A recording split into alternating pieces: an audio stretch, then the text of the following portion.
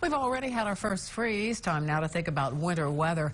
Erin Bailey talked with experts at the National Weather Service about what kind of temperatures they're expecting this year. Winter weather brings more difficult conditions to the roadways. One other thing that's very common in the wintertime that people forget about is the threat for low visibility and fog. It's much more common in winter and spring. During winter months, TxDOT works diligently on brining roads and highways, which is a solution that prevents ice from sticking on roads. And it works on volume and how much traffic is on those roads. So obviously, the most heavily traveled roads are the ones that we go after first. Interstate 10 is what we consider a Tier 1.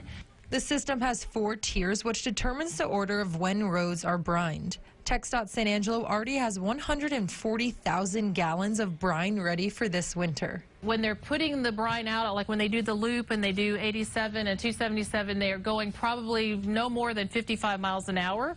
So you need, again, to stay back. It creates quite a spray behind them, and if you follow too closely, you're going to get covered up in salt water. Drivers also need to allow extra travel time when winter weather hits. So time management is very important. And we know that if there's weather conditions that are not going to allow us to drive the same manner that we typically do, we need to give ourselves more time. We need to wake up earlier. We need to leave earlier. We need to call ahead and know what the conditions are going to be when we're leaving and what the conditions are going to be like when we get back. To plan your drives, you can look at drivetexas.org or listen for warnings on a weather radio.